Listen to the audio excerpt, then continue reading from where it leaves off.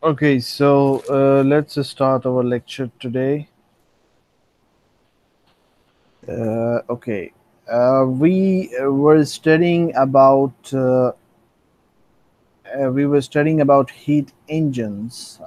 We started studying it from chapter number 9 onward. The first idea of the heat engine was discussed in chapter number 6, where we discussed that the main objective of this course is to utilize energy. Okay, and so we have some energy in the useless form, mostly in the form of a heat, and we need to convert it to produce some useful energy. And one of the most useful form of energy is generating electrical power. So, heat engine is basically a device which uses heat and convert it into useful work, mostly power. We studied the heat engine in chapter number 9 in detail, different kind of thermodynamic cycles, but the main idea was that the working fluid was air. So whether it was Otto cycle or the diesel cycle or the Brayton cycle or the jet propulsion cycle, in all of these cycles, basically the working fluid was air. Air was the one which actually takes in the useless form of energy as heat, and then goes through certain processes, goes through certain equipments in a specific sequence, and then generate the work output. Okay, the work output could be in the form of the mechanical work output, like we do it in the form of transportation needed for the Otto cycle or for the diesel cycle, or it could be the electrical work output as we receive from the Brayton cycle. Okay, or it could be a jet propulsion cycle, which is basically a form of the Brayton cycle where our output is not in the form of electrical energy, rather we have output in the form of transportation, like the Otto or the diesel cycle. But anyways, we have the work output, mechanical work output or the electrical work output, uh, whether it is this or that, but we have the work output. And so this is the heat engine. So that was something we studied in chapter number 9. Now we are going to continue studying the heat engine in chapter number 10 as well. But the only difference is that in chapter number 9, our working fluid was air. Since air was a working fluid, so table A17 was the most appropriate and the important table for that chapter. However, now in chapter number 10, our working fluid would not be air, rather, our working fluid will be water. So, table A4, A5, and A6 will now be the most valuable chapter for these, most valuable tables for this chapter. So, for this chapter, table A4, A5, and A6. These tables are the one which will be considered in this chapter. Table A17 is basically for air, but we are not going to consider air because our working fluid is water here. So again, in this chapter, our concern is to generate power, and we are still studying the heat engine, like we were studying in chapter number 9. But the only difference is that here the heat engine will be using water. Heat engine using water in this chapter. In previous chapter, it was air. Now, when we were using air as a working fluid in the previous chapter, one important thing was that throughout all the processes, whether we had the compression or we had heat addition or we had the absorption, expansion, we have heat rejection, whatever be the process, air remains in the gaseous format. So the form of the air, phase of the air was gaseous all the time. And so that's why we call it gas power cycle, because air is behaving as a gas. However, now since we will be using water as our working fluid, so so for water we are going to have a phase change process within the cycle. So in some instances, water will be in the liquid format, and we will be changing its phase, converting it into steam. At other instances, water will be in the form of steam, and we will be changing the phase of it and converting it into liquid. So changing the change of phase is there. Whenever we have a change of phase, then that fluid is considered as a vapor. So if there is no change of phase, then that fluid is considered as a gas. But whenever you have a change of phase throughout in the process, then we will consider that that fluid as a vapor. So our objective is to produce power, but now we'll be using water, and water will have a phase change process throughout in the cycle. So we call it vapor power cycle. Vapor because water is considered as a vapor, and it's a power cycle because our main objective is still to produce power, electrical power mostly. So this is the main objective of the chapter. We're going to study the power generation coupled with the process heating. We call it code generation. We're going to study it in a bit more detail. Okay, then we're going to study the Rankine cycle. Okay, the Rankine vapor power cycle is a cycle which is for the vapor systems in order to generate electrical output. And so this system we are going to study it in detail. Then also we are going to study the modified versions of these vapor systems, vapor power cycles. The most of the time modification is done. Why? Because we need to increase the efficiency of the cycle. As you have seen already in chapter number 9, when we were discussing about the Brayton cycle. So Brayton cycle was there was a simple form of the Brayton cycle, but in order to increase the efficiency of this cycle, we made certain modifications within it.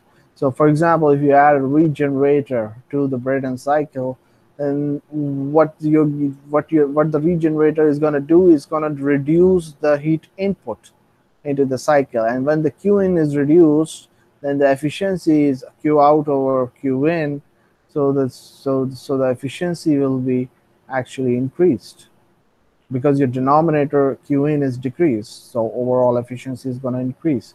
And similarly, then we further modified the cycle by using the reheaters and intercooling, and by using the reheating and intercooling, we actually increase the work output from the cycle. This is all what we did in the Brayton cycle. So we made modifications into the simple cycle in order to increase the efficiency of this modified version of the cycle.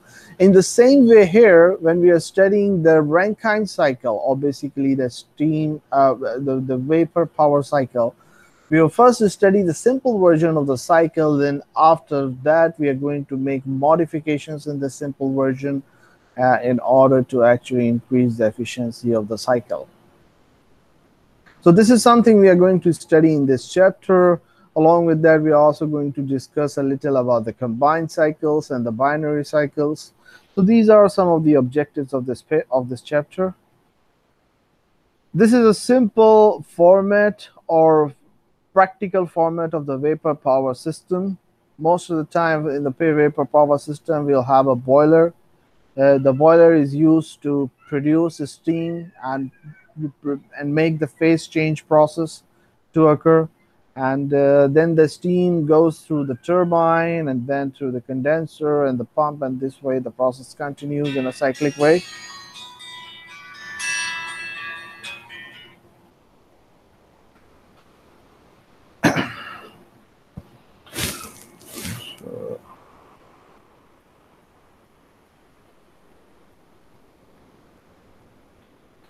Students, can you hear me?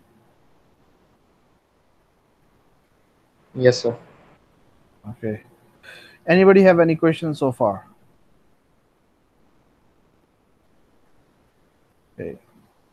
No. Okay, just wait a minute. I'm just getting a call. I'll be back with you.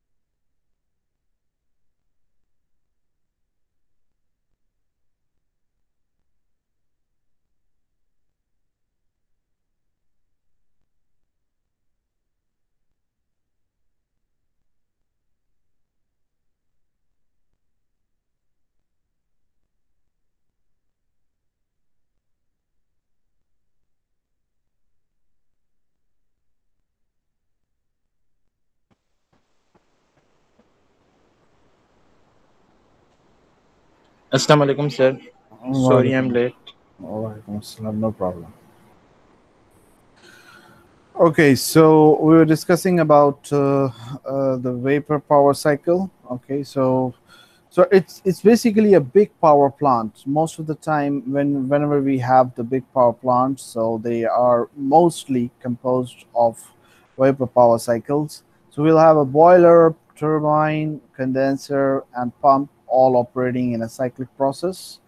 And then obviously we're going to have a electric generator. So from the electric generator, we will be generating electricity, and then we'll have certain cooling cycle and a cooling mechanism, which could involve a cooling tower. And then obviously for the boiler, most of the time we use any form of the fluid, any form of the fuel, which could be liquid fuel or could be in the form of coal or some other sources of energy.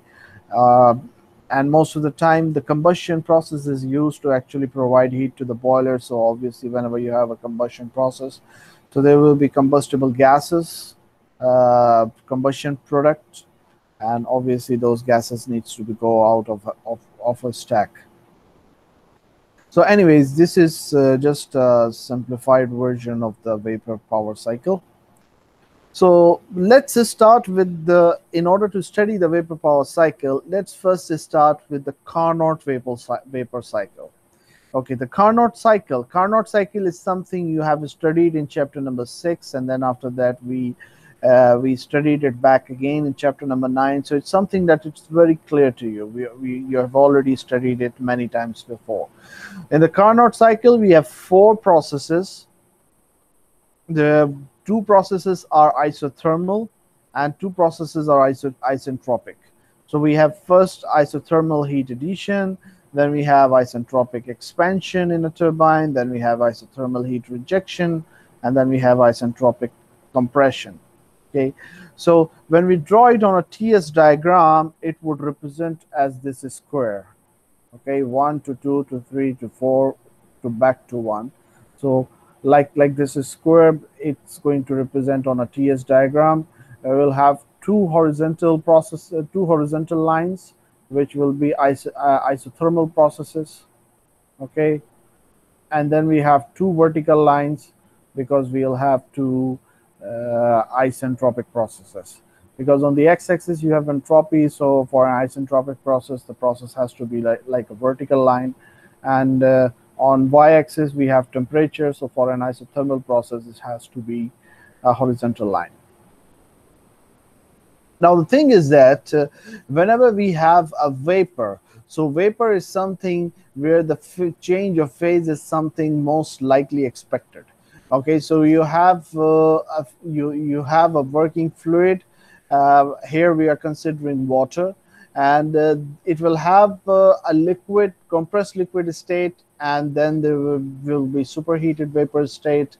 And in between the compressed liquid and superheated vapor state, we'll have a liquid vapor mixture state. Okay, and this liquid vapor mixture state lies inside a dome actually, and this is something we studied a lot in detail in chapter number 3, that what is this dome and what are these different type of states. So probably these things are quite clear to you. Now suppose if you want to place a Carnot cycle inside this inside for a working fluid, which is vapor. One possibility is that we place the Carnot cycle exactly inside the dome, like you see the option A. What we do is that we place the Carnot cycle exactly inside the dome. Now let's study different processes. The first process, 1 to 2. 1 to 2 is basically what? It is isothermal heat addition. In reality, this is possible because whenever we have a liquid vapor mixture and the process of phase change occurs at constant temperature and constant pressure. So isothermal heat addition is possible in a boiler, okay, if we place the Carnot cycle inside the dome. So it's possible that we can have the working fluid changing from saturated liquid to saturated vapor from state point 1 to 2. This is actually possible. Let's talk about the second process. The second process is from 2 to 3. 2 to 3 means this is isentropic expansion in a turbine. Okay, now here we have an issue. The issue is that turbines are mostly devices which are predetermined or which are pre-designed for a specific working fluid, and the working fluid could be in the form of a liquid or the form of a gas. Okay, so if we have the working fluid in the form of a liquid, so we have liquid turbines. Liquid turbines have a different construction, or on the other hand, suppose if we have a working fluid which is in the form of a gas, then we have the gas turbines, and gas turbine has different construction. The main reason is that for the working fluid to be liquid or to be gas, they have huge difference in the specific volume. So obviously the design and the construction of these kind of turbines would be entirely different. So if a gas turbine is there and you put liquid inside the gas turbine, the turbine will be damaged. It cannot work. On the other hand, if we have a turbine which is made up of for liquid, and you put a gas in that, then it will not work. It will not function because they have entirely different constructions. Okay, so for a turbine to operate in liquid vapor mixture region, for example, here from 2 to 3, we are in a liquid vapor mixture region. That means both the liquid and the vapor are present at the same time. This is an issue. We cannot do it inside a turbine. Either we can have a turbine which deals with the gas only, and or we can have a turbine which deals with the liquid only. But there is no such thing as a turbine which can handle both gas and the liquid at the same time. So practically state point from 2 to 3 process is not possible. Okay, now let's move further from 3 to 4. 3 to 4 is basically isothermal. It's isothermal heat rejection in a condenser. Yeah, this is possible. Why? Because normally whenever we have a phase change process, and let's say we are condensing the vapor, or we're converting larger part of the vapor into the liquid content. So this condensation process takes place at a constant pressure and a constant temperature. And so if it takes place at a constant pressure and a constant temperature, on the TS diagram, it would represent as a horizontal line. And so yes, the condensation process is possible. So 3 to 4 is possible here. The 4 to 1 is basically compression. 4 to 1 is compression, and it is isentropic compression in a compressor. Now this is again an issue, because we already know that suppose if you want to do the compression, if you want to do the pressurization, so for the case of the gases, we are going to deal with compressor. Compressors are designed to actually pressurize gases. However, if we don't have gas, if we have liquid, for liquids we don't use compressors. For the liquid we use pumps, and pumps have an entirely different construction than the case of a compressor, because pumps deals with the liquid, compressor deals with the gases. And here we have a state point 4 to 1, and state point 4 to 1 is in the liquid vapor mixture region, which is again an issue. We do not have a device that can actually do the pressurization for a liquid vapor mixture. So practically state point 4 to 1 is not possible. So if we put the Carnot vapor cycle inside the dome, there are two processes, 1 to 2 and 3 to 4, which are possible. And then we have two other processes, 2 to 3 and 4 to 1, which are practically not possible. So one thing is very clear, we cannot put Carnot vapor cycle inside the dome. So far everything is clear or not? Is there anything which is not clear? Please ask.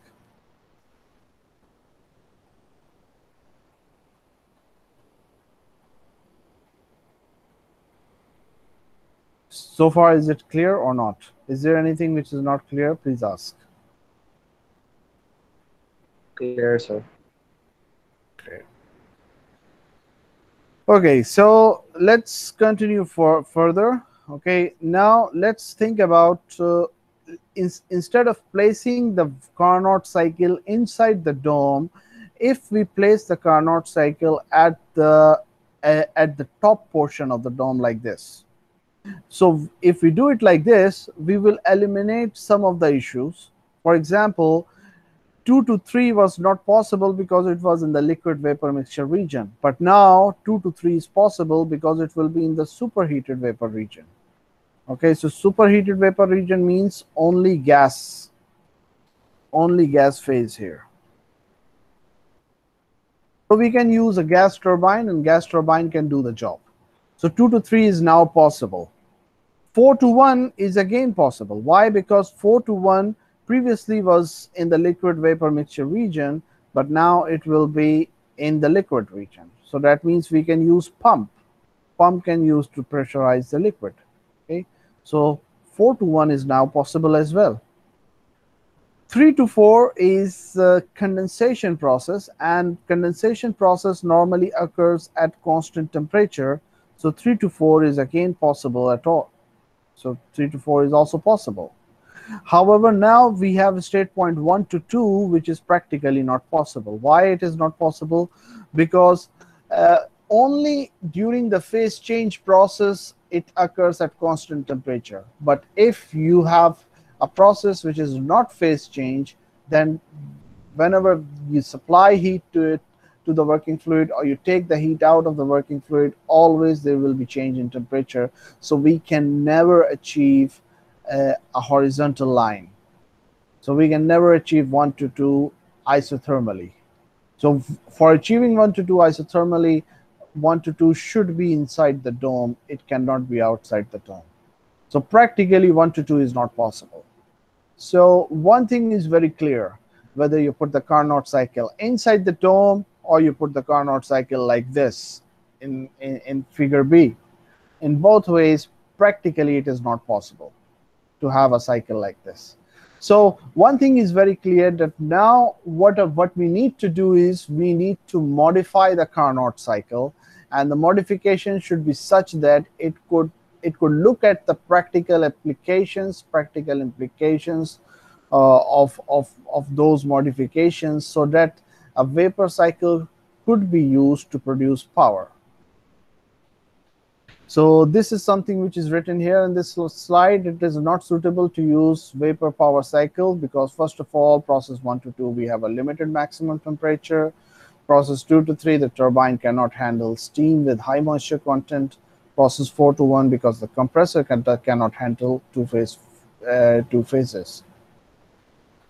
And for the figure B, it is not possible because it requires isentropic compression to extremely high pressure and isothermal heat transfer at variable pressures. Both are basically practically not possible things.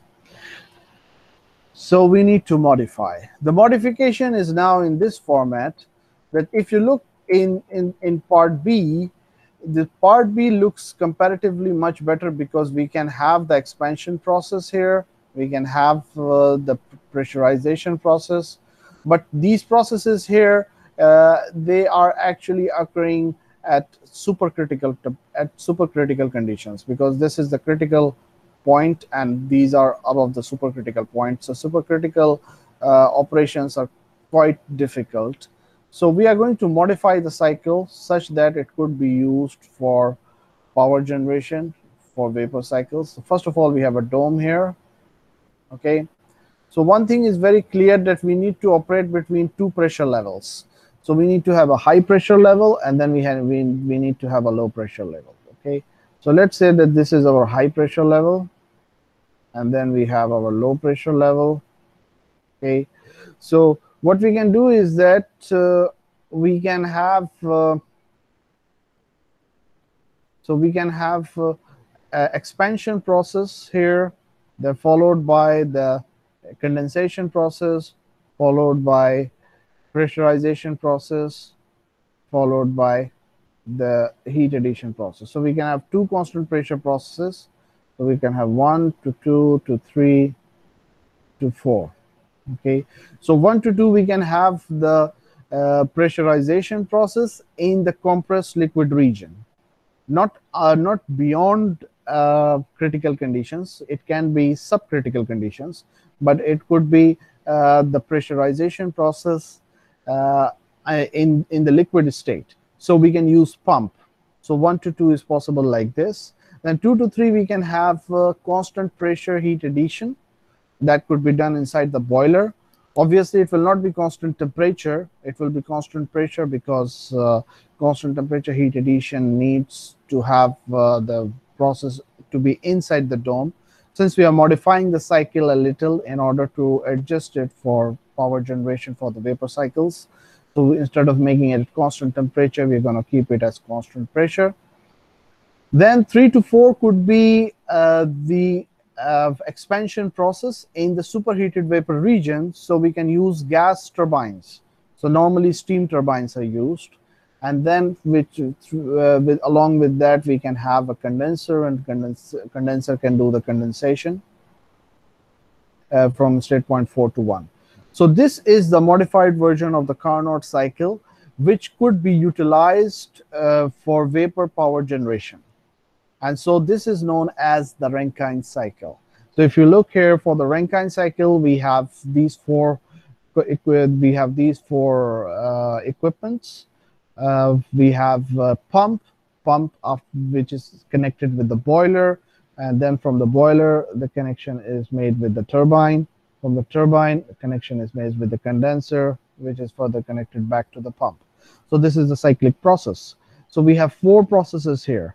The first process is an isentropic compression in a pump, followed by a constant pressure heat addition in the boiler. Then we have isentropic expansion in the turbine. Then we have the constant pressure heat rejection in a condenser. Okay, so we have a pump, we have a boiler, we have a turbine, we have condenser. Pump operates at constant pressure. So pump operates at constant entropy, ideally. Boiler operates at constant pressure, ideally. Turbine operates at constant entropy, ideally. And condenser operates at constant pressure, ideally. So two constant pressure and two constant entropy processes. And this makes up the Carnot. This makes up the Rankine cycle. In the Rankine cycle, we have a boiler. The boiler does the boiling, and after the boiling is done, there is some superheating is done, and the superheating is done to the level so that at the end of the expansion process, we might have as little moisture content as possible. So state point 4 should have as little moisture as possible, and this actually dictates that what should be the level of superheating done by the boiler. Okay, so if the superheating done by the boiler is large, then the moisture content at the exit of the expansion process would be small. So anyways, these are the four processes in the Rankine cycle, and this is the sequence, and these are the reasons why the four processes are made in such a sequence in order to convert the Rankine, in order to convert the Carnot cycle for the vapors to produce power.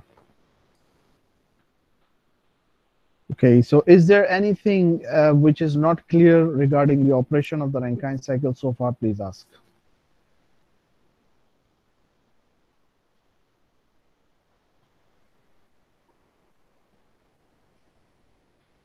Okay, so let's talk about the energy analysis. The energy analysis, we have work input by the pump. Work in by the pump is something you studied in chapter number 7.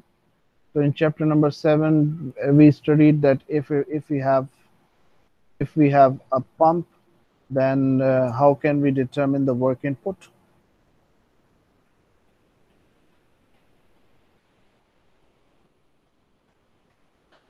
Then we have the boiler. The boiler is something that operates at constant pressure, and we studied in chapter number 4 that if we have a constant pressure process, then how can we determine that what is Q in. Then we have a turbine. Turbine will have the work output, and we studied in chapter number 5 that if we have a turbine, then how can we determine the work output of the turbine? Then we have a condenser, and condenser again operates at constant pressure. So we have Q out, and this is, again, we studied in chapter number 4 that if we have a constant pressure process, how can we determine what is Q out? So chapter number 4, 5, and 7, the knowledge of these chapters would be used to actually determine Q in, Q out, W in, and W out from these processes. At the same time, if we know all these Q in, Q out, W in, W out, then we can determine W net. And if we divide W net by Q in, this is going to give us the efficiency, and this is something that we studied in chapter 6.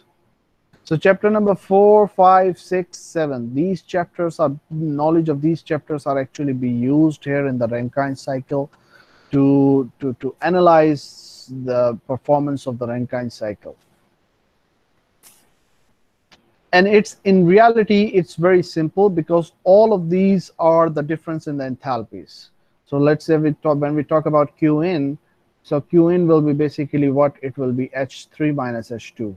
When we talk about W out will be H3 minus H4. When we talk about Q out, so Q out will be H4 minus H1. When we talk about W in for the pump, it will be H2 minus H1. But remember, for the case of the pump, it is H2 minus H1, but there is a specific procedure that we studied in chapter 7, that whenever we have a pump, we will use that procedure.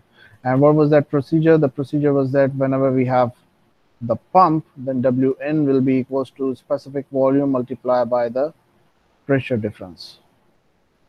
So this thing will be the same as H2 minus H1.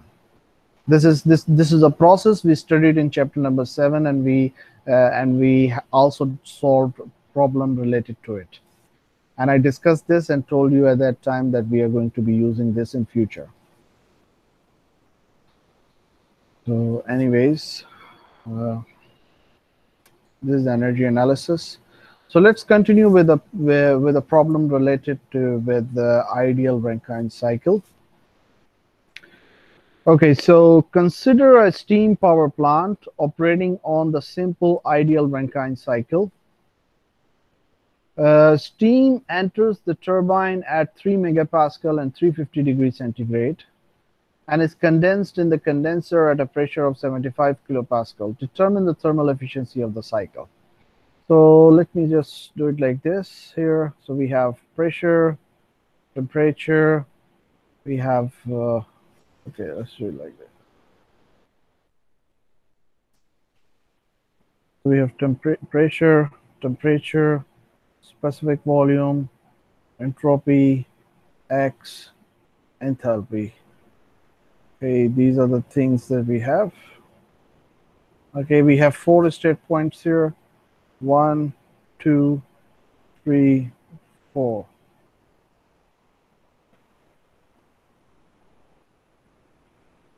Okay. So let's see things one by one. We have a steam power plant operating on a simple ideal Rankine cycle. Steam enters the turbine at 3 megapascal and 350 degrees centigrade. Sorry? कुछ नहीं sir वो बस. Okay. Steam enters the turbine at 3 megapascal and 350 degrees centigrade. Okay, so this is the state point 3 megapascal, 350 degrees centigrade. So at state point 3, we know the pressure and we know the temperature. So let me put, we know the pressure, we know the temperature at state point 3, and is condensed in a condenser at a pressure of 75 kilopascal. So condenser operates at constant pressure. Okay, so state P4 would be the same as P3. Sorry, P4 would be the same as P1. So we know what is this pressure. It is 75 kilopascal. So that means we know what is P4, we know what is P1, and P2 and P3 should also be the same, because the boiler operates at constant pressure here as well. So whatever P3 we have, that should be same as P2. So we know what is P2 here. Okay. The other thing is that if it is a simple ideal Rankine cycle and nothing is specifically mentioned about state point 1. So one thing you know for state point 1 is that it should be saturated liquid. So if you know that it is saturated liquid, that means you know X, because for saturated liquid, X is equals to 0, because X is the quality, and the quality is basically the fraction of vapor. So for saturated liquid, the fraction of vapor is 0. So we know what is X. So now we can start solving the problem. Our main objective is to find out the thermal efficiency. For finding out the thermal efficiency, what we need to do is we need to know the enthalpies at each and every state point. So first of all, whenever we have two properties given, so we can directly use the two properties to determine the enthalpy easily. So for state point 1, we have two properties, we can determine enthalpy very easily. For state point 3, we also have two properties, okay, P and T, so we can determine the enthalpy easily as well. Let's talk about the state point 2 and state point 4. For state point 2, we have pump. So as I mentioned you before, that for the case of pump, we have Wn is equals to V P2 minus P1. Okay, so here this thing should be the same as H2 minus H1. Now we already know what is H1. Okay, so we can determine Wn. Why? Because we know what is P2, we know we know what is P2, we know what is P1, and V is something we can also know because V is constant, and we can take it from state point 1. So we have all the properties, so we can determine V1 here. So if we know V1 and we know what is P2 and P1, so we can determine what is Wn, and if you know what is Wn and H1, you can determine H2. So H2 is determined like this way. Let's talk about state point 4. State point 4 is basically turbine, and if you are considering the turbine to work isentropically, so for isentropic work of the turbine, for state point 3, we can also determine S, and then we can say that S3 would be the same as S4. So that means at state point 4, we know what is S. So again, we have two properties at state point 4, which is S and the pressure. So we're going to use these two properties to determine the enthalpy. So we can determine the enthalpy of all four states in this way. Once we have determined the enthalpy of all four states, then we can use these enthalpy values to determine what is Wn, W out, Q in, Q out, and finally we can determine what is the efficiency of the cycle. So this is basically the blueprint of the solution. Now we are going to go through the actual solution ourselves, but first we need to know that what are the steps involved in the solution of the problem. Okay, so before moving forward, I need to ask, do you understand the blueprint of the solution or not?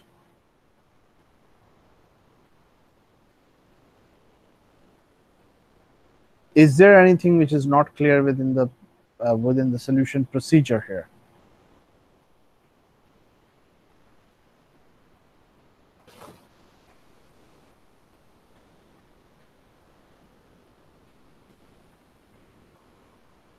Students, can you hear me? Yes, sir, it's clear. Okay, so let's see the solution ourselves. So state point 1, we know what is the pressure. We know that it is saturated liquid. So these two things, we can use it to determine what is H1 and V1.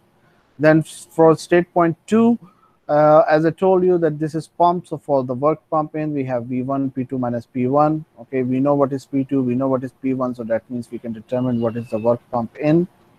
And then once we know what is work pump in and we know what is H1, we can determine H2.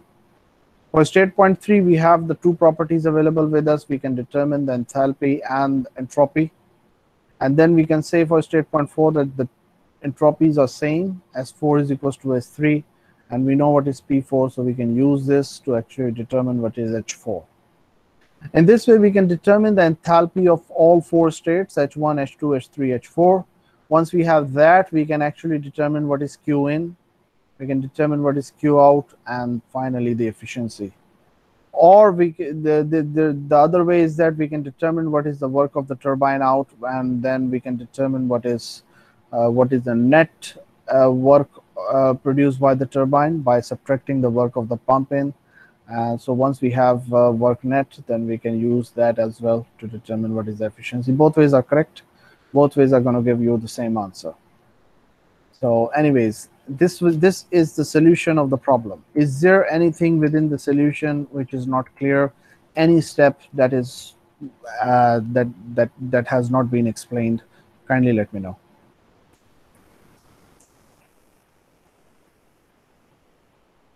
No, it's all good. Okay. Okay, the next thing is increasing the efficiency of the Rankine cycle. So we already studied the simple Rankine cycle. We're going to discuss about how to increase the efficiency of the Rankine cycle after a break. So let's take a break of 5 minutes. Kindly put your attendance in the chat box. Okay, and then we will continue after the break.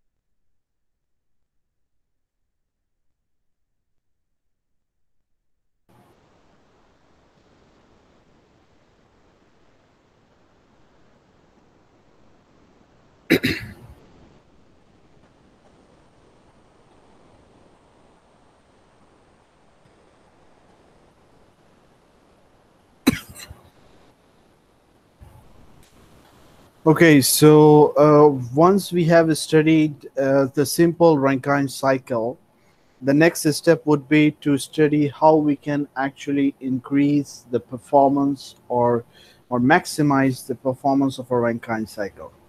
So first of all, there are two ways possible.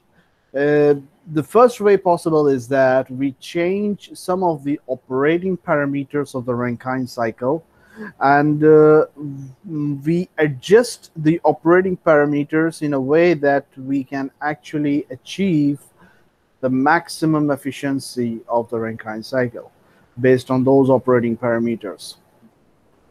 So this is one way of actually increasing the Rankine cycle efficiency.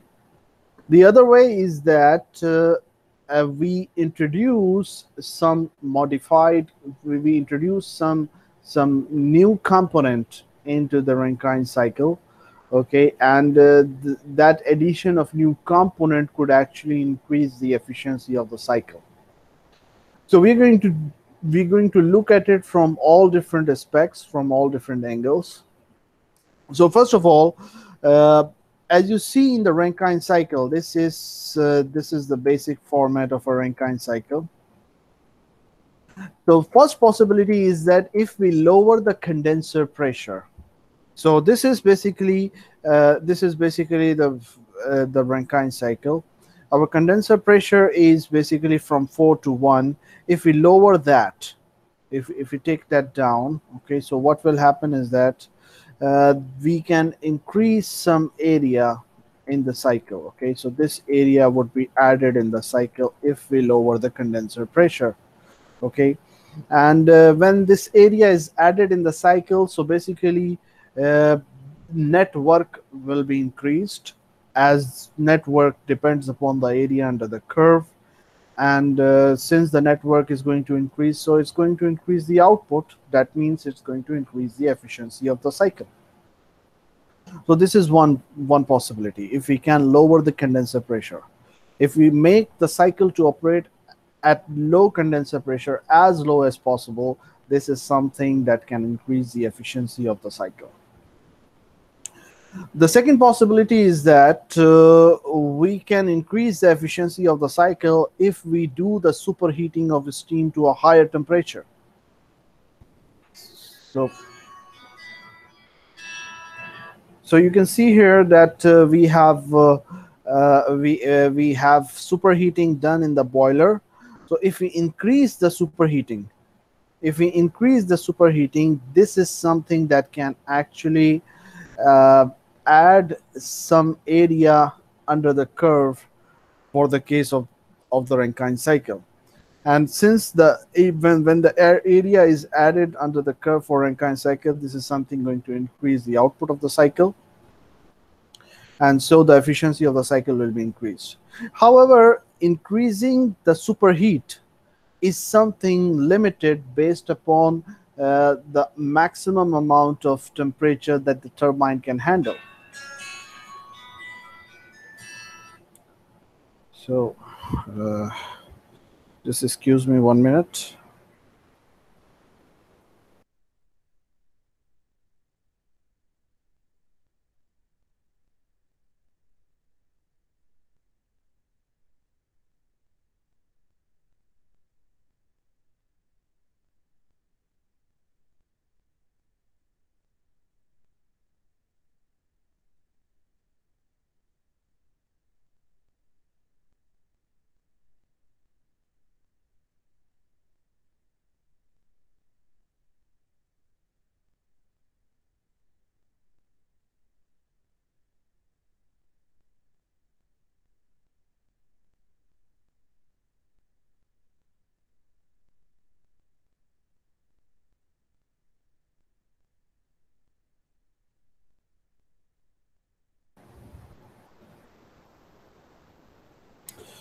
So if we increase the superheat, this is actually going to increase the efficiency of the cycle.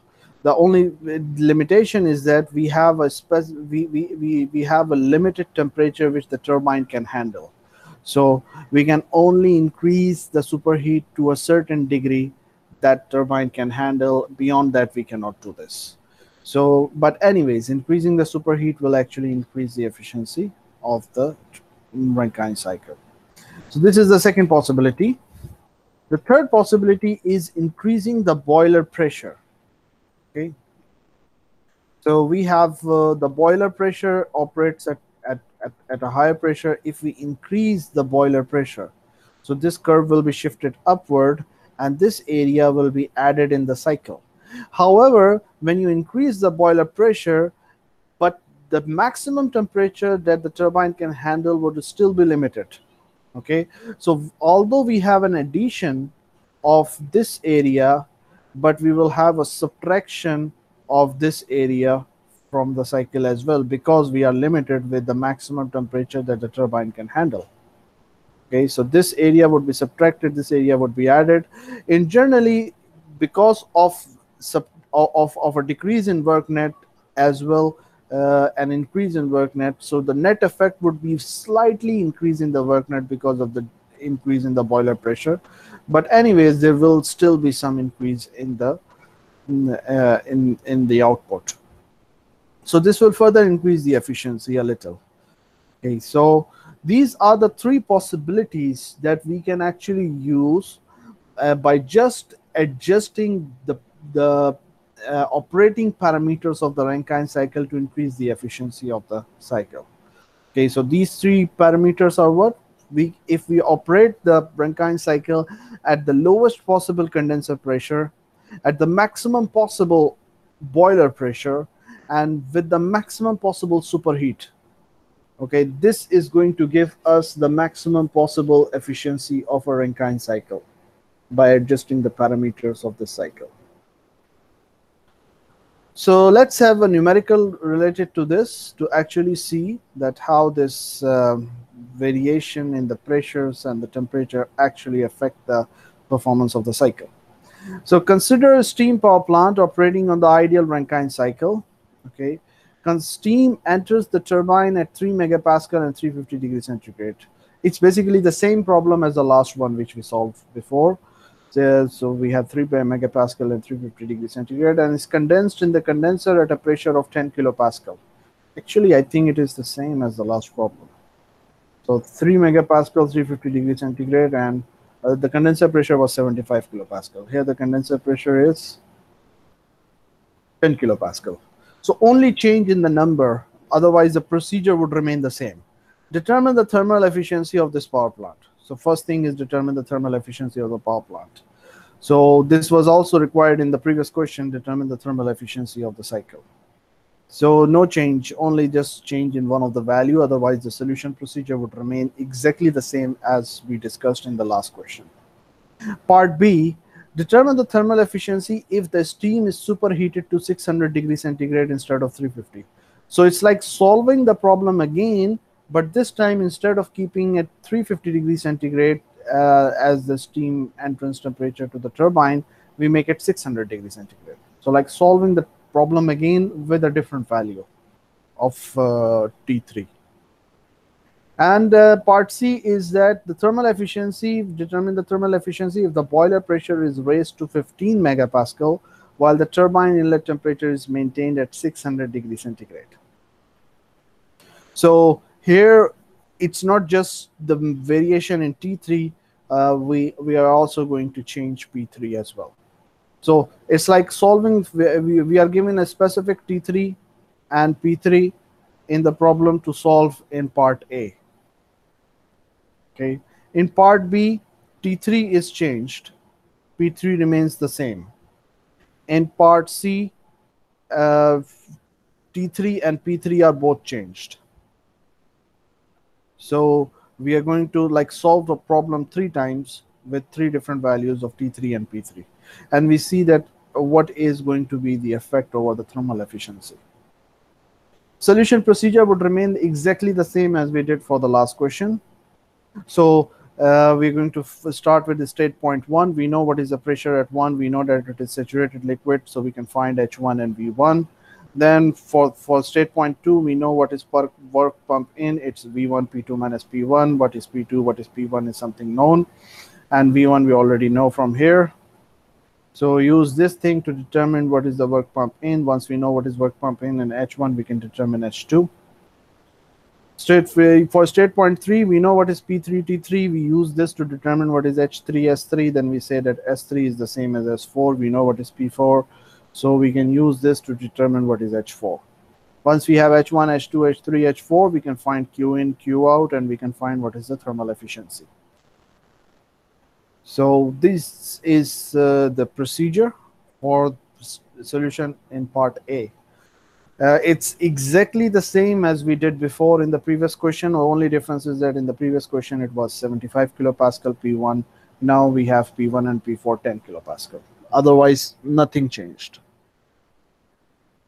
So the efficiency comes out to be like 33.4%. Now let's see part B. In part B, what's going to happen is that we change only one parameter, that we change the pressure, we change the temperature T3. Previously, the temperature T3 was 350 degrees centigrade. Now we change it to 600. So 350 change to 600. This is part B.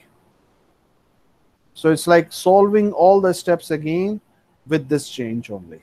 So if you look here, the change will occur from here onward. So previously it would remain the same.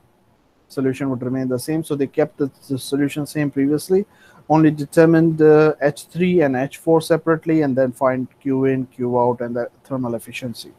So thermal efficiency becomes like 37.3%. Previously it was 33.4%. So yeah, there is an increase, a little increase, but there is increase in efficiency. Then in part C, it's like solving the problem again, but this time we are also changing P3. So P3 and T3 both change. T3 from 350 to 600, and P3 from P3 was previously 3 megapascal. So from 3 megapascal, we change it to 15 megapascal. 3 megapascal, change it to 15 megapascal. So we solve the problem again, this time by changing T3 and P3. All the same steps, find H1, H2, H3, H4, Q in, Q out, and thermal efficiency. It comes out to be about 43%. So here we have actually seen that if we increase the boiler temperature and the boiler pressure, this is definitely going to increase the efficiency of the cycle. How much is the increase? Previously, the increase was like, it was about 33.4%, the efficiency. Now the efficiency has gone about 43%. So that's about 10% increase. So it's in terms of the percentage, that's like 33% increase. So that's the solution of the problem. Is there anything within the solution which is not clear? Please ask.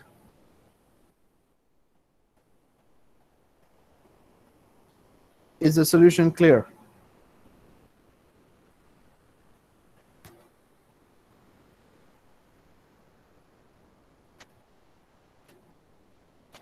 Students, can you hear me? Yes, sir. Is there anything within the solution which is not clear? Clear to me, sir. Okay.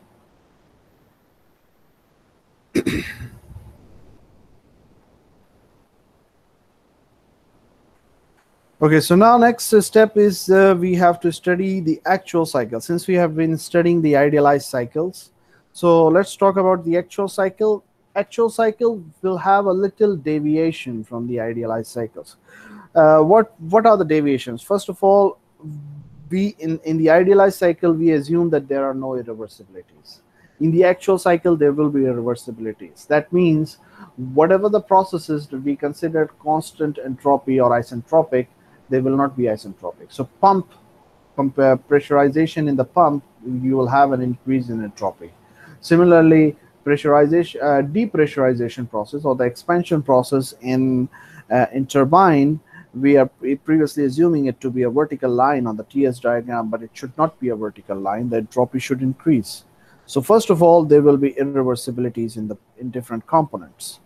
The second thing is that there will be fluid friction and the heat loss as the major source of irreversibilities, and there will be pressure drop. So we are assuming two processes as constant pressure process. For example, the heat addition in the boiler, we are assuming it to be a constant pressure process, but in reality, there will be a little pressure drop as the fluid flows through the boiler. Similarly, we are assuming that the heat rejection in the condenser it should be a constant pressure process, but in reality there will still be a pressure drop in the condenser. So there will be some, and then we can also have some losses in the pipes connecting these components. So we can also have some pressure losses and the temperature losses from there as well. So the actual cycle will not be exactly the same as we have been studying the idealized cycle. The modification is something which is much more clear to you through this diagram. The the solid lines are basically the idealized cycle. So 1 to 2 should be a vertical line ideally, but in reality it will not be a vertical line, rather it will be a slightly tilted line with an increased entropy. 2 to 3 is supposed to be a constant pressure heat addition, but in reality there will be a little pressure drop as the fluid flows. 3 to 4, it was supposed to be a vertical line isentropically, but in reality entropy is going to increase a little. So 3 to 4 also will be a little tilted line. The tilt will be in the direction of increasing entropy. And then 4 to 1 was supposed to be a constant pressure heat rejection, but in reality there will be a little pressure drop in the condenser as well. So the dotted lines will be the actual cycle, and the solid line is the idealized one. So there will still be a little difference between the dotted and the solid lines, the idealized cycle and the actual cycle. However, for most purposes, the pressure drops, the change in the efficiency or effect of over the performance of the cycle due to the pressure drop is almost negligible. So we can still, when we are considering the actual cycle, we can still assume that there is no pressure drop within the boiler or the condenser. However, the increase in entropy in the pump as well as in the turbine is something which is going to really significantly change the efficiency of the cycle. So this is something that cannot be ignored. So whenever we are going to draw the simplified version of the actual cycle, it would look like something like this. This is the actual version of the actual cycle, and this is the simplified version of the actual cycle. So in the simplified version of the actual cycle, we are actually ignoring the pressure drops in the boiler as well as in the condenser because their effect is almost negligible. So in the simplified version of the actual cycles, the pump process will be 1 to 2s and 1 to 2a. And similarly, the turbine process will be 3 to 4s and 3 to 4a. 3 to 4s being the isentropic one and 3 to 4a being the actual one. And how much difference between the actual and the isentropic depends upon the efficiency of the pump and the turbine. This is something that we studied in chapter number 7. So let's study one example for the actual steam power cycle. A steam power plant operates on the cycle shown. It is if the isentropic efficiency of the turbine is 87% and the isentropic efficiency of the pump is 85%.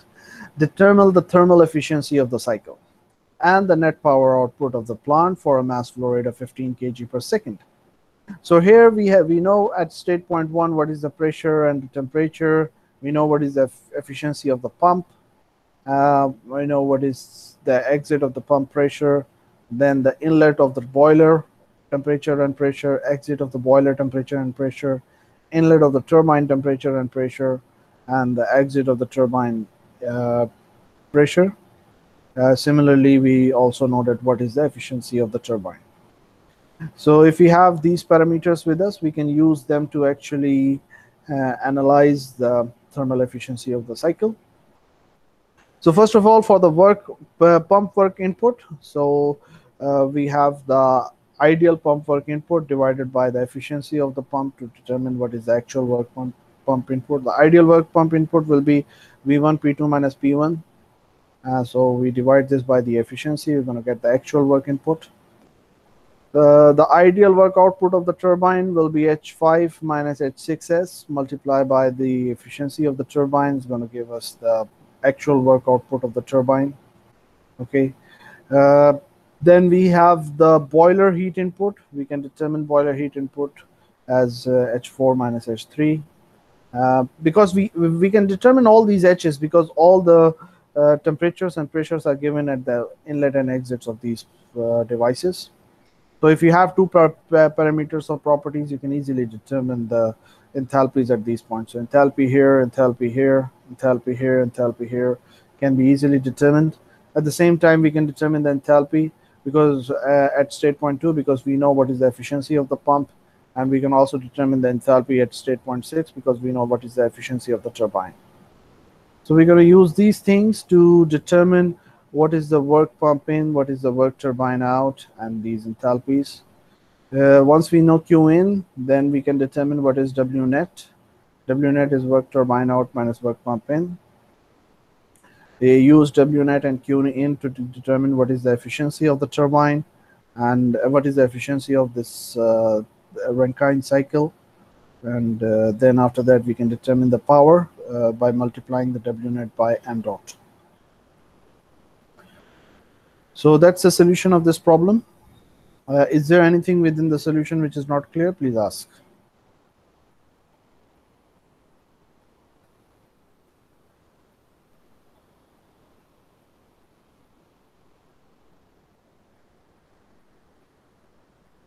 Okay.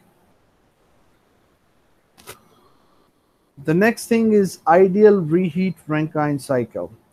So we have studied the simplified version of the actual cycle. We have studied how we can increase the efficiency of the Rankine cycle by modifying some of the working parameters of the cycle. Now, next thing is that let's see what else can we do to increase the efficiency of the cycle. So by one way was changing the parameters. The other way is that if we introduce some modifications into the cycle such that the overall efficiency of the cycle will be increased, so that will be the modified version of the Rankine cycle. So one modified version of the Rankine cycle is the ideal reheat Rankine cycle. Let's study that after a break of 5 minutes.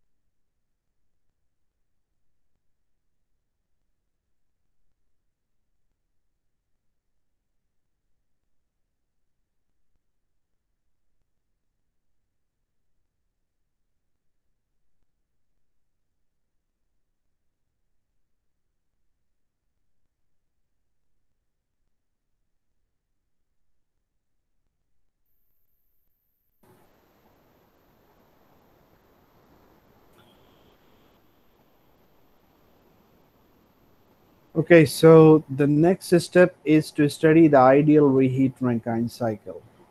Now, if you remember, we studied a similar kind of thing in Brayton cycle in chapter number 9. When we were studying the Brayton cycle, we first studied the simplified version, the simple Brayton cycle, and then we studied the modified version of the Brayton cycle, where one methodology was that we tried to increase the efficiency by increasing the output of the cycle. And for increasing the output of the cycle, the compression and the expansion process in the compressor and the turbine was done in multi stages rather than single stage. So for the compression, it was done in multi stages, and between each stage there was intercooling, and the expansion was done in multi stages, and between each stage there was reheating. So here we're going to do the similar thing. Instead of doing the expansion in one single stage, as we did before in the Rankine cycle, what we do is that we do the expansion in the turbine in two stages. So we have a high pressure turbine and then we have a low pressure turbine. And so from the high pressure turbine, we take the exit from the high pressure turbine and we bring it back to the boiler where reheating is done, and then we feed it to the low pressure turbine. So between the high pressure and the low pressure turbine, or you can say like between the two different stages of the turbine, we have a reheating in between. What's the advantage of doing this is that once you have the reheating in between, is going to add certain area to is going to add certain area to the cycle, and this addition of area is going to actually increase the overall output of the cycle, and in other words, the efficiency of the cycle. So the modification is that after boiler, we make it pass through the high pressure turbine. Then from the high pressure turbine, the leak is taken out and then pass through the boiler again. And then after that, it enters into the low pressure turbine where the rest of the expansion takes place. And then after that, it goes into the condenser and then through the pump back into the boiler. So the cycle is repeated again, but the only difference is that instead of having one turbine, we are going to have two different turbines. So this is the main idea of the ideal reheat Rankine cycle. Is there anything anybody want to ask?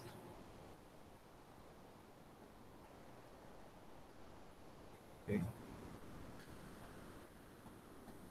So here, for the case so for the case of the high pressure turbine or the low pressure turbine, the exit of the high pressure turbine would be at the same pressure as the inlet of the low pressure turbine, and this is known as the reheat pressure. So P4 will be the same as P5, and that will be the reheat pressure. And so there will be one additional pressure here added.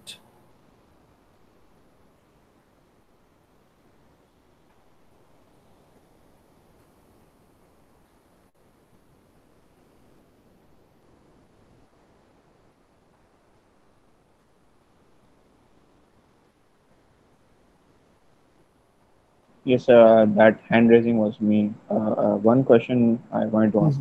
Mm-hmm. So regarding the reheater, so Yes. so reheating will have multiple stages. It could have multiple stages, but normally it depends upon how many stages of turbine you have. So if you have only two-stage turbine, then you have one stage reheating only in between. If you have more than two stages of turbine, then you have multiple stages of reheating. Most of the time, it's just two-stage turbine, so you have a single stage of reheating. Okay, thank you. Okay. So one difference here will be that previously Q in was only the primary amount of heat input that we had from state point 2 to 3. So Q in was only here, but now Q in will also be in the reheating portion. So it will be H3 minus H2 plus H5 minus H4. Okay, so two stages of heating. So Q in will be Q reheat plus Q primary. And turbine output, previously, since we had only one turbine, so we had only one turbine output, which was actually H3 minus H4. But now we'll have two turbine outputs because we have one high pressure turbine, then we have a low pressure turbine. So the output will be H3 minus H4 plus H5 minus H6. So H3 minus H4 is for first turbine, and H5 minus H6 will be for the second turbine. So let's have a solution. Let's see the solution here. Consider a steam power plant operating on an ideal reheat Rankine cycle. Steam enters the high pressure turbine at 15 megapascal and 600 degrees centigrade. So let's have a look at it. So we have how many state points we have? 1, 2, 3, 4, 5, 6. Okay, so I'm going to do it like this. P, temperature, specific volume, X, entropy, enthalpy. Okay. So we have state point 1, 2, 3, 4, 5, 6. So let's have a look at it. So we have the ideal reheat Rankine cycle. Steam enters the high pressure turbine at 15 megapascal and 600 degrees centigrade. So high pressure turbine entrance is at state point 3, 15 megapascal, 600 degrees centigrade. So at state point 3, we know what is the pressure, we know what is the temperature. Whatever the pressure at 3 will be the same as pressure at 2, because this is a constant pressure process. So if we know P3, that means we also know what is P2. And is condensed in a condenser at a pressure of 10 kilopascal. So condenser pressure is 10 kilopascal. So this is 10 kilopascal. So that means state point 1 and state point 6 will have pressure 10 kilopascal. So we know what is the pressure at 1, we know what is the pressure at 6. Okay. If the moisture content of the steam at the exit of the low pressure turbine is not to exceed 10.4%. So we know the moisture content at the exit of the low pressure turbine. So at state point 6, we know what is the moisture content, and as if you remember, we mentioned you that the quality is opposite to the moisture. Okay, so if we know the moisture content, that means we know the quality. So we know X6. So it's 10.4, so is the moisture, so the remaining is the quality. So at state point 6, we know what is X. Okay. Determine the pressure at which the steam should be reheated. Okay, so first of all, one thing is very clear, that state point 1 should be saturated liquid. If it is saturated liquid, so 1, we know what is X at 1 as well, because for saturated liquid, X will be 0. And it is mentioned in the question, assume the steam is reheated to the inlet temperature of the high pressure turbine. So when the reheating is done, so reheating is done to the same temperature as that of the high pressure turbine. So that means whatever T3 is there will be the same as T5. Okay, so we know what is T5. Okay. So T3 and T5 will be same because they are at the same temperatures. Okay, so we need to know what are the enthalpies at each and every point. So first of all, state point 1, we know what is pressure and we know what is X. We can determine what is the enthalpy here. Okay, and state point 2, because this is the pump. So if we know what is the pressure P1 and P2, and we know what is V1, okay, so we can use V1, P1, and P2 to determine that what is the work input of the pump. And if we know what is the work input of the pump, we can determine what is the enthalpy of the pump. So H2 can also be determined. For P and T state point 3, we know what is pressure and temperature. So this is enough that we can determine what is the entropy and what is the enthalpy. For state point 4, whatever the entropy at 3 will be the same as entropy at 4. So at 4, the entropy will be the same as that of 3. And similarly, for state point 6, we have two properties available. We have the pressure and we have X. So we can use this to determine what is the entropy and enthalpy at state point 6. And if we know what is the entropy at state point 6, so 6 entropy will be the same as 5 entropy because it's an isentropic process. So we know what is the entropy at 5 as well. Okay. So at 5 we know the temperature, and at 5 we know the entropy. We're going to use these two properties to find out what is the enthalpy at 5. Okay. And for the state point 4, once we know the pressure, once we know the properties at state point 5, we can also determine the pressure at 5, and this will be the same as the pressure at 4. And once we know the pressure at 4 and we know the entropy at 4, we can determine what is the enthalpy at 4. So basically, we can determine all the enthalpies at all the state points using this methodology. So I have just shown here in the form of a blueprint while I'm just uh, marking that which step would be done when. Okay, all the solution is done here. Let's go through the solution. So first of all, we know that P6 is 10 kilopascal, and we know that the moisture content. So that means we know what is the quality at H6. So we can use this to determine what is H6. Similarly, for state point 5, we know what is the temperature, and we know that S5 is equals to S6, so we can find what is the pressure and what is the enthalpy. Okay. The next thing is that for state point 1, we know what is P1, we know it is saturated liquid, so we can determine what is H1 and V1. Then state point 2, because it is for the case of the pump, we are going to use the relationship for the pump to determine H2. For state point 3, we know what is T3, P3. We can determine what is H3 and S3. Assuming S3 is the same as S4, we can determine what is H4. Once we have now all the H's with us, H1, H2, H3, H4, H5, H6, we can now determine what is Q in, and we can determine what is Q out. And then once we know what is Q out and Q in, we can actually determine what is the efficiency of this reheat Rankine cycle. So that's the solution of this problem. Is there anything anybody want to ask in the solution of this problem? Please ask.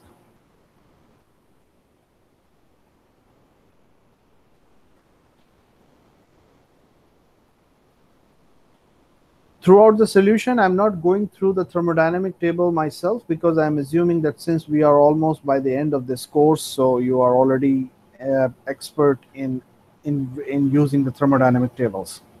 So, but anyways, if anybody have any issue in determining any property, you can ask me.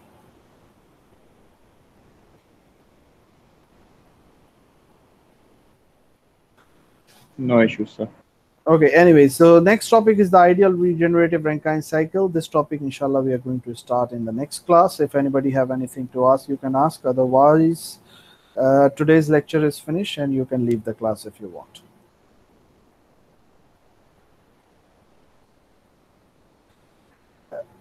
I would like to remind you that this Thursday is the deadline for your homework 2.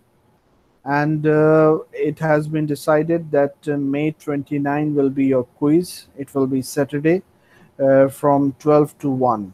Okay, and this has been mentioned to your class leader, and probably the class leader would have discussed it with you. So if anybody have any issues, you can come to me or talk to your class leader, so we can change. Otherwise, it would remain the same. No issue, sir. One question I wanted to ask regarding the Rankine cycle. For the S and A portions, they were a bit hazy to me. I couldn't Which one? understand. Which one? Rankine cycle, idealized Rankine cycle. Idealized Rankine This cycle. 4S and 4A. 4S and 4A. Okay. Look, the thing is that, let me just come to actual cycle. Okay. So you're talking about here, right? Yes, sir. Okay. So basically, whenever you have a turbine, so for an isentropic turbine, on the TS diagram, it would represent as a vertical line. But Since we are not, when we talk about the actual cycle will not have an isentropic turbine. Isentropic turbine means no irreversibilities, no losses. In real cycle, there will be irreversibilities, there will be losses, so the entropy will increase. Okay, so 3 to 4 S means ideal process, but ideal process is not the actual. The actual will be different than ideal, and how different it will be, the entropy should increase. Now entropy is on the x-axis, so the actual 3 to 4, it should not be 3 to 4s, it should be 3 to 4a, where the entropy is increasing. Do you get it? Yes, sir. But in the part A graph, Mm-hmm. it has exceeded and gotten into the superheated vapor. You have It said, does right? not. Yeah, it does not matter whether it's going to enter into the superheated vapor or not. That you have to see from the conditions of the problem itself. But the point is that the entropy should increase. Okay, so it could have gone like this: that it started from here and then entered here and remained in the remained in the liquid vapor mixture region. So here also it could have gone like this: that it started from here and ended up here. Okay, so it all depends upon the parameters of that specific problem. Okay. Okay, Thank you.